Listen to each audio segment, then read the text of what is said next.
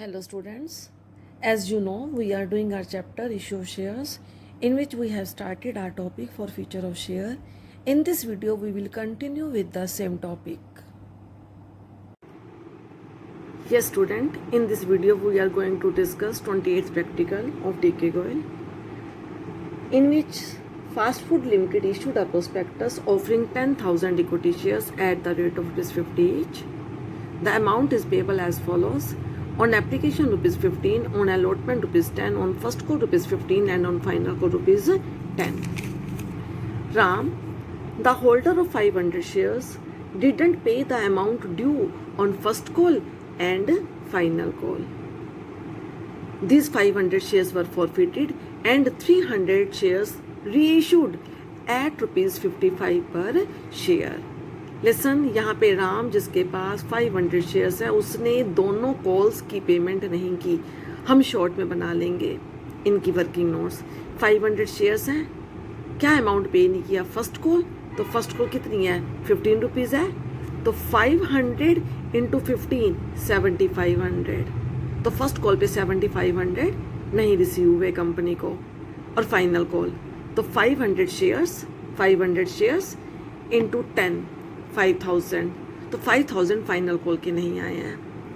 Show the entries in the cash book and journal of the company. वो क्या कह रहे हैं, कैश बुक में एंट्रीज करनी है. We already know if cash book is prepared by the company then all banking transaction are written in the cash book not for in the journal. तो सारी बैंक वाली ट्रांजेक्शन कहाँ जाएंगी, cash book में, और दूसरी एंट्रीज कहाँ जाएंगी, जर्नल में. तो हमारी सबसे पहली एंट्री क्या होती है, एप्लीकेशन मनी रिसीव करने की. तो हमारी एंट्री क्या हो जाएगी, bank account debit to share application, लेकिन वो जर्नल में पास नहीं होगी, वो कहाँ जाएगी, कैश बुक में. तो कितने शेयर्स पे एप्लीकेशन आई है, 10,000 शेयर्स पे, और एप्लीकेशन पर शेयर कितनी है ₹15. तो 10,000 इंटू 15 1,50,000. तो ये कहाँ आएगा, 1,50,000 कैश बुक में टू शेयर एप्लीकेशन. फिर इस एप्लीकेशन मनी को हम क्या करते हैं, कैपिटल में ट्रांसफ़र करते हैं, बट ये बैंक की ट्रांजैक्शन नहीं है, तो इसको जर्नल में पास करेंगे. और हमारी एंट्री क्या हो जाएगी, equity share application account debit to equity share capital 1,50,000 and 1,50,000. Second entry, allotment money due करने की होगी, और ड्यू हम कितने शेयर्स पे करेंगे, 10,000 शेयर्स पे, और अलॉटमेंट मनी कितनी है, ₹10 है. तो 10,000 इंटू 10 1 लाख. तो पहले हम ड्यू करेंगे, तो ड्यू करने की हमारी एंट्री हो जाएगी, equity share allotment account debit to equity share capital 10,000 into 10 1 lakh and 1 lakh. उसके बाद अलॉटमेंट पे कोई डिफॉल्टर नहीं है, जितना अमाउंट ड्यू किया है पूरा रिसीव हो गया है.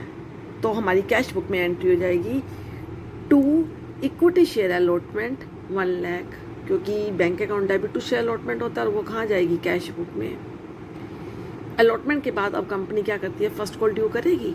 तो फर्स्ट कॉल ड्यू करने की हमारी एंट्री क्या हो जाएगी, equity share first call account debit to equity share capital 10,000 shares पे ₹15 के अकॉर्डिंग. तो 10,000 इंटू 15 1,50,000 एंड 1,50,000. लेकिन हमने अपनी टेबल बना के कैलकुलेशन की थी कि हमारे पास फर्स्ट कॉल के 7,500 नहीं आए, तो कैश बुक में 1,50,000 में से 7,500 माइनस करके लिखेंगे. तो हमारी क्या एंट्री हो जाएगी, to equity share first call 1,50,000 minus 7,500 1,42,500, क्योंकि हमारे पास एक्चुअल में ये अमाउंट आया है. 500 शेयर्स पे फर्स्ट कॉल नहीं आई. उसके बाद हम सेकंड कॉल ड्यू करेंगे, फाइनल कॉल. तो हमारी क्या एंट्री जाएगी, equity share final call account debit to equity share capital 10,000 shares पे ₹10 के अकॉर्डिंग 1 लाख एंड 1 लाख. लेकिन हमारे पास फाइनल कॉल के 5,000 नहीं आए 500 शेयर्स पर. हमने टेबल बनाई थी, ये 500 शेयर्स पे ₹10 के अकॉर्डिंग 5,000 नहीं आए. तो कैश बुक में 5,000 हम 1 लाख में से माइनस करके लिखेंगे. तो to equity share final call 1 lakh minus 5,000 95,000. उसके बाद कंपनी ने इनके शेयर्स को फॉरफिट कर लिया. तो अब हम फॉरफीचर की एंट्री पास करेंगे, लेसन फॉरफीचर की एंट्री. तो हमारी क्या एंट्री जाएगी, equity share capital account debit, इसका फॉर्मूला क्या होता है, number of forfeited share into called up amount, तो फॉरफिटेड शेयर्स कितने हैं 500 और इसके ऊपर कॉल्ड अप अमाउंट कितना है 50 रुपीज़, तो 500 इंटू 50 25,000। जो अमाउंट नहीं आया उसको क्लियर लिखना है। कौन कौन सा अमाउंट नहीं आया, फर्स्ट कॉल का और फाइनल कॉल का, ये देखो हमने अपनी टेबल में भी बनाया था, फर्स्ट कॉल और फाइनल कॉल, तो इसी को ही लिखेंगे। तो क्या लिखेंगे, to equity share first call 7500, to equity share final call 5000, और जो मनी रिसीव हो चुकी है वो कहाँ जाएगी फॉरफीचर में। तो कौन सा अमाउंट आ चुका है, एक तो एप्लीकेशन के 15 रुपीज़ आ चुके हैं और अलॉटमेंट के 10 रुपीज़ आ चुके हैं, 15 और 10 25 रुपीज़ पर शेयर कंपनी को रिसीव हो चुके हैं। तो 2500 इंटू 500, 25 इंटू 500 12,500 कहाँ जाएगा, टू शेयर फॉरफीचर में 12,500। उसके बाद कंपनी ने इनमें से 300 शेयर्स को 55 रुपीज़ के अकॉर्डिंग री इशू कर दिया है। बट कंपनी का एक शेयर कितने का है, 50 ईच है, 50 ईच 50 रुपये की चीज़ है, 50 रुपये का शेयर है, लेकिन कंपनी 55 पे इशू कर रही है, means more than face value issue कर रही है। तो इसका मतलब ये किस पे है, इशूड एट प्रीमियम।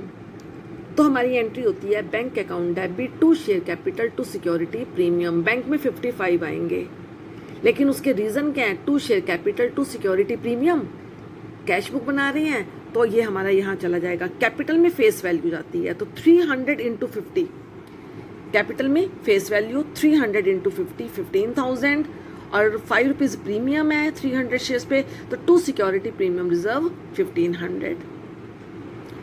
अब हमने यहाँ पे एक पॉइंट हमारा नोट करने का कि पार्शियली रीइशू हैं, whole shares are not reissued by the company. Company ने फॉरफिट तो किए हैं 500, लेकिन कंपनी ने रीइशू कितने किए हैं 300। तो जितने शेयर्स को रीइशू किया जाता है उतने शेयर्स का ये अकाउंट क्लोज किया जाता है। यहाँ पे कंपनी ने फॉरफिट तो किए हैं 500, लेकिन रीइशू कितने किए हैं 300, तो पहले हम 300 शेयर्स का प्रॉफिट निकालेंगे। तो इसके लिए हमारा क्या फॉर्मूला होता है, forfeited amount upon forfeited share into reissued share. तो फॉरफिटेड अमाउंट हमारा कितना है, फॉरफिटेड अमाउंट है हमारा 12,500 और फॉरफिटेड शेयर्स कितने हैं 500। तो कैसे निकालेंगे, 12,500 अपॉन 500 इंटू 300, तो कितना अमाउंट आ जाएगा 7,500, यानी कि 300 शेयर्स का प्रॉफिट निकल आया 7,500। अब इन्हीं शेयर्स को रीइशू किया है। अगर इन्हीं शेयर्स को रीइशू करने पे कंपनी को लॉस होता है तो वो लॉस यहीं से कंपनसेट किया जाएगा, बट ये शेयर्स तो प्रीमियम पे इशू हैं। तो अब हम आगे क्या बनाएंगे, profit on 300 share 7,500 less loss on reissue, nothing, कोई लॉस नहीं है, तो 7,500 300 शेयर्स का 7,500 रुपीज़ से हम अकाउंट क्लोज करेंगे। ये फॉरफीचर कैपिटल प्रॉफिट होता है, all capital profit are transfer to capital reserve. तो अभी 7,500 को हम कैपिटल रिजर्व में ट्रांसफर करेंगे और हमारी एंट्री क्या बनेगी, share forfeiture account debit to capital reserve 7,500 and 7,500।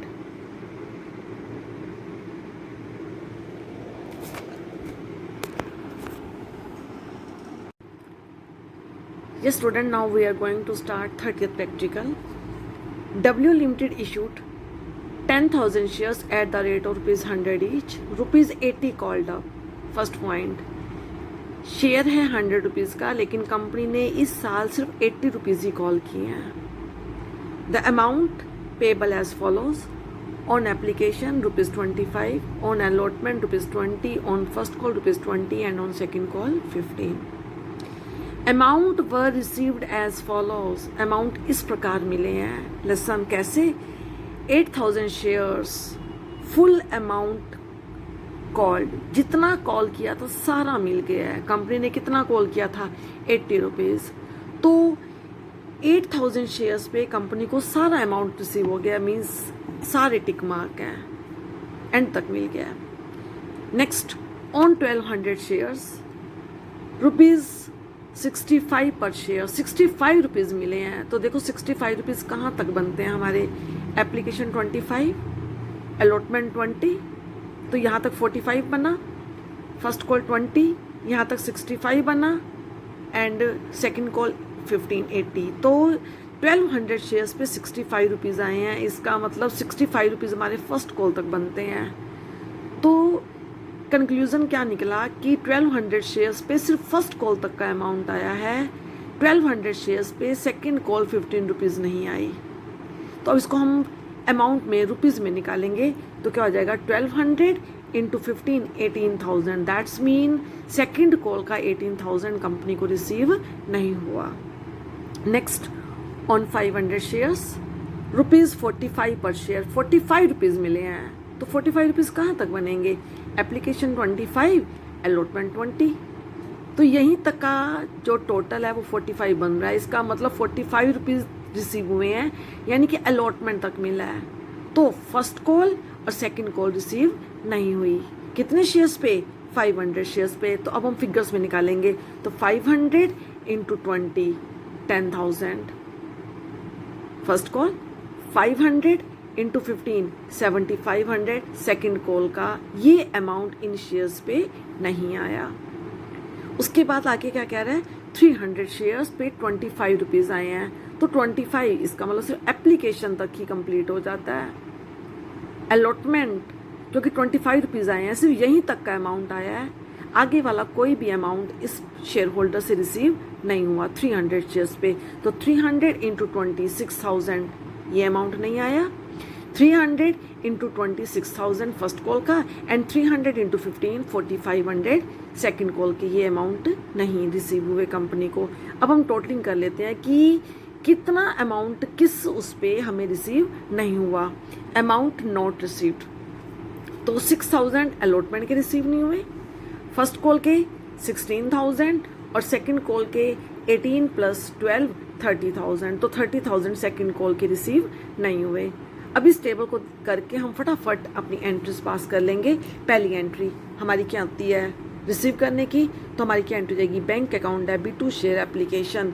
कितनी है, 10,000 शेयर्स पे 25 रुपीज़ के अकॉर्डिंग, तो 2,50,000 2,50,000।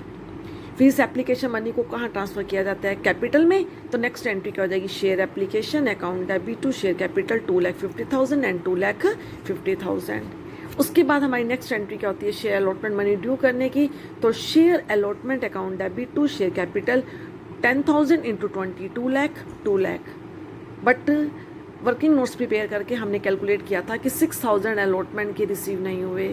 तो बैंक वाली एंट्री में 6,000 माइनस करके लिखेंगे। तो हमारी एंट्री क्या बनेगी, bank account debit to share allotment 2 lakh minus 6। 2 lakh due किए थे लेकिन 6,000 नहीं आए, तो 2 लाख माइनस 6 1,94,000 एंड 1,94,000।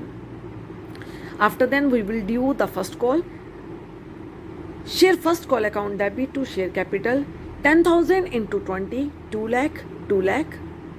बट हमें कितना रिसीव हुआ है, लेसन ये 16,000 हमें फर्स्ट कॉल के रिसीव नहीं हुए। तो बैंक वाली एंट्री में 16,000 माइनस करके लिखेंगे और हमारी एंट्री क्या हो जाएगी, bank account debit to share first call 1,84,000 and 1,84,000। After then we will due second final call, second and final call. तो second and final call 10,000 shares into 15। तो हमारी ड्यू करने की एंट्री हो जाएगी, share second call account debit to share capital 1,50,000 and 1,50,000।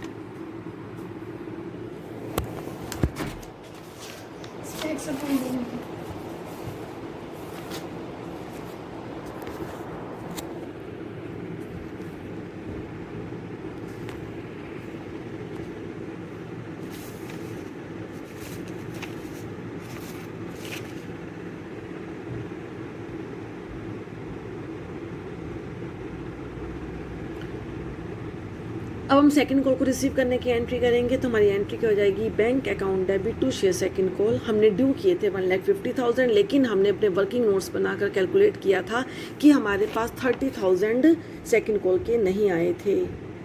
तो bank वाली entry में इसको माइनस करके लिखेंगे और हमारी एंट्री क्या हो जाएगी, 1,50,000 माइनस 30 1,20,000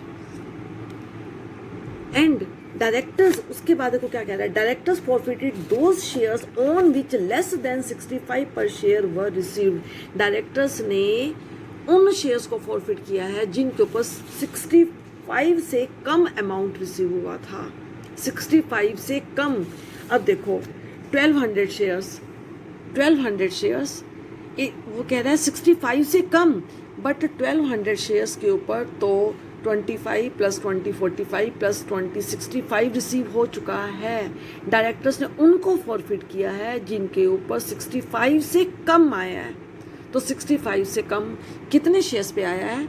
500 एंड 300 इनके ऊपर, क्योंकि 500 शेयर्स पे आए हैं 45 रुपीज़ और 300 शेयर्स पे आए हैं 25। इनके ऊपर 65 रुपीज़ आ चुके हैं। तो डायरेक्टर्स किन शेयर्स को फॉरफिट करेंगे? इन 500 एंड 300 800 को, क्योंकि इनके ऊपर 65 से कम आए हैं। तो अब देखो फॉरफिचर की एंट्री क्या हो जाएगी हमारी? Equity share capital account debit 800 × 80 64,000। To equity share allotment table बना के हमने कैलकुलेशंस की थी 6,000।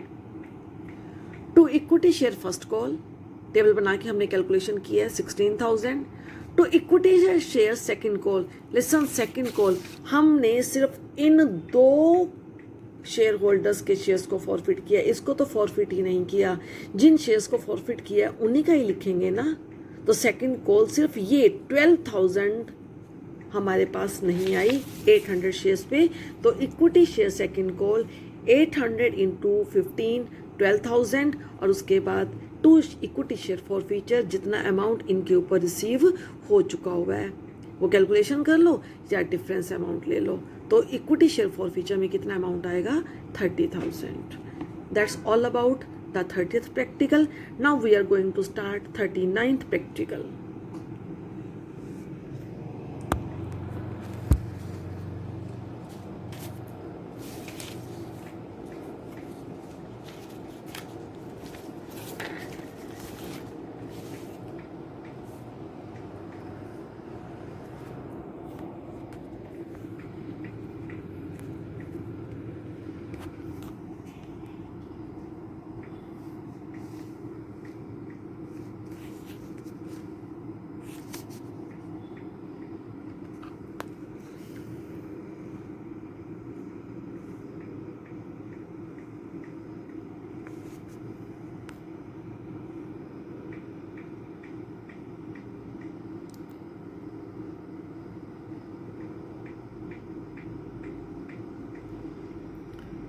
(39) practical second part.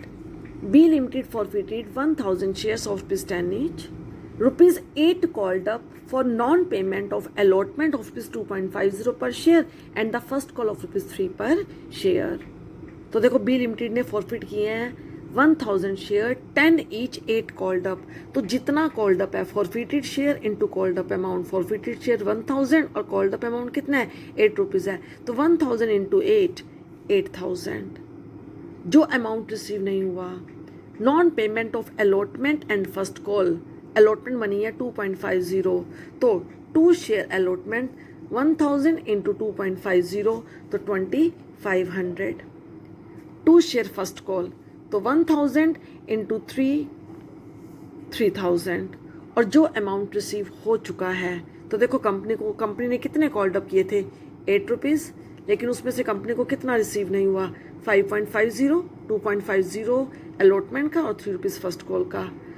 तो 2.50 कंपनी को रिसीव हो चुका है। तो जो अमाउंट रिसीव हो चुका है वो कहाँ जाएगा फॉरफीचर में। तो 1,000 × 2.50 2 शेयर फॉरफीचर 2,500।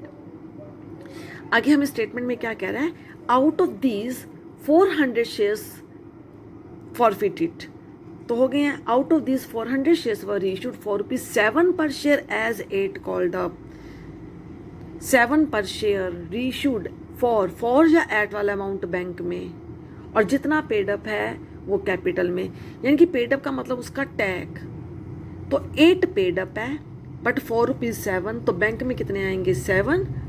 तो 400 × 7 बैंक में, बट कितना पेड अप है 8, तो 400 इंटू 8 टू शेयर कैपिटल, यानी कि 8 रुपीज़ की शेयर्स के बदले में कंपनी उनसे कितने ले रही है 7 रुपीज़, 1 रुपीज़ लेस ले रही है, मीन्स इशूड एट डिस्काउंट। अगर इशूड एट डिस्काउंट है तो ये डिस्काउंट कंपनी अपने इस फॉरफीचर अकाउंट से कवर अप करती है। तो 1 रुपीज़ का लॉस है तो ये 1 रुपीज़ का लॉस कंपनी कहाँ से कवर अप करेगी, शेयर फॉरफीचर में से। तो bank account debit 400 into 7, share forfeiture account debit 400 into 1, to share capital 400 into 8 2800, 400 and 30 200। अब इस केस में शेयर्स पार्शली रीइशू हैं, whole shares are not reissued by the company. तो जितने शेयर्स रीइशू हैं उतने शेयर्स का ही फॉरफीचर अकाउंट क्लोज करेंगे। तो अभी हमने किया भी था कि forfeited amount upon forfeited share into reissue. तो यहाँ पे फॉरफिटेड शेयर्स कितने हैं 1000, लेकिन रीइशू कितने हैं 400। तो पहले हम 400 शेयर्स का प्रॉफिट निकालेंगे। तो 20 फॉरफिटेड अमाउंट कितना है 2500, फॉरफिटेड शेयर्स कितने हैं 1000, तो 2500 अपॉन 1000 इंटू 400, तो ये अमाउंट आया हमारा कट करके 1000। तो 400 शेयर्स का प्रॉफिट कितना है 1000। इन्हीं 400 को रीइशू करने पे कंपनी को लॉस कितना हुआ, फॉरफीचर से उन्होंने कितना चार्ज किया है 400। तो 1000 माइनस 400, 1000 माइनस 400 600, तो ये 600 से अकाउंट क्लोज करेंगे क्योंकि 400 शेयर्स के बिहार पे कंपनी को प्रॉफिट हुआ 1000। इन्हीं 400 को रीइशू करने पे कंपनी को लॉस हो गया 400, ये मेंशन है यहाँ पे। तो 1000 में से 400 तो कंपनी के एडजस्ट हो गए, तो रिमेनिंग कितने बचे हैं 600। तो 600 से हम फॉरफीचर अकाउंट को कैपिटल रिजर्व में ट्रांसफर करेंगे और हमारी एंट्री क्या बनेगी, share forfeiture account debit to capital reserve 600 and 600। Now we will do its third part. Just इसके अंदर फॉरफीचर और रीइशू की एंट्रीज करनी है, कंप्लीट सम हमें गिवन नहीं है। तो स्टेटमेंट में क्या कह रहा है, C limited forfeited 300 shares of ₹10 each on which 7 has been called up. तो यहीं तक देखो पहले कितने कॉल्ड अप हैं 7, तो हमारी एंट्री हो जाएगी 300 इंटू 7, पहले फॉरफीचर की एंट्री। तो क्या एंट्री होगी, share capital account debit 300 into 7 2100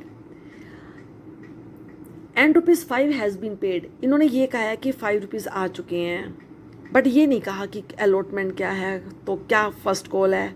जब हमें ऐसा मेंशन ना हो तो हम कॉल सिनेरियो का अकाउंट ओपन करते हैं। तो 7 रुपीज़ कॉल्ड अप है, 5 वो पे कर चुका है, तो 2 रुपीज़ नहीं आए, तो 2 रुपीज़ से हम कॉल सिनेरियो अकाउंट ओपन करेंगे। तो 2 कॉल सिनेरियो 300 इंटू 2 600, और 5 रुपीज़ आ चुके हैं वो फॉरफीचर में जाएंगे। 2 शेयर फॉरफीचर 300 इंटू 5 1500। उसके बाद अब out of these 100 shares are reissued ₹4.6 per share as 7 paid ₹4.6 four या एट वाला अमाउंट बैंक में। तो जितना फॉर है 100 शेयर्स को रीइशू किया है, तो 100 into 6 bank account, 7 paid up, तो जितना पेड अप है वो कैपिटल में, तो 2 शेयर कैपिटल 7, यानी कि 7 रुपीज़ की वैल्यू है, बट कंपनी उनसे रिसीव कितने कर रही है 6 रुपीज़, 1 रुपीज़ लेस है, इसका मतलब डिस्काउंट है, तो ये फॉरफीचर अकाउंट से चार्ज किया जाएगा। तो जितने शेयर्स को रीइशू कर रहे हैं, ये रीइशू की एंट्री है, तो जितने शेयर्स को रीइशू कर रहे हैं उतने से ही करेंगे हम। तो हमारी एंट्री क्या हो जाएगी, bank account debit 100 into 6 600, share forfeiture account debit 100 into 1 100, 2 share capital 100 into 7 700। अब हमने फॉरफीचर अकाउंट क्लोज करना है। फॉरफीचर अकाउंट उन्हीं का क्लोज किया जाता है जिन शेयर्स को रीइशू कर दिया जाता है। कंपनी ने फॉरफिट तो किए हैं 300, लेकिन रीइशू कितने किए हैं 100। तो पहले हम 100 शेयर्स का निकालेंगे कि 100 शेयर्स के बिहार पे फॉरफीचर अमाउंट कितना बनता है। फॉर्मूला क्या है हमारा, forfeited amount upon forfeited share into reissue. तो फॉरफिटेड अमाउंट कितना है हमारा 1500, फॉरफिटेड शेयर्स कितने हैं 300, तो 1500 अपॉन 300 इंटू 100। तो उसकी कैलकुलेशन के अकॉर्डिंग हमारे पास कितना अमाउंट आया 500, यानी कि ये 100 शेयर्स का प्रॉफिट है। अब इन्हीं 100 शेयर्स को रीइशू करने पे कंपनी को लॉस कितना हुआ है 100 रुपीज़। 100 रुपीज़ तो कंपनी के वैसे ही डिडक्ट हो गए, तो 500 माइनस 100 400, तो 400 कंपनी के पास पड़े हैं, ये फॉरफीचर अकाउंट में पड़े हैं। अब फॉर इन शेयर्स को रीइशू कर चुके हैं तो ये अकाउंट क्लोज करेंगे by transferring it to capital reserve. तो हमारी नेक्स्ट एंट्री क्या हो जाएगी, share forfeiture account debit to capital reserve 400 and 400. That's all about the 39th practical. Now you can do at your own level the 40th practical.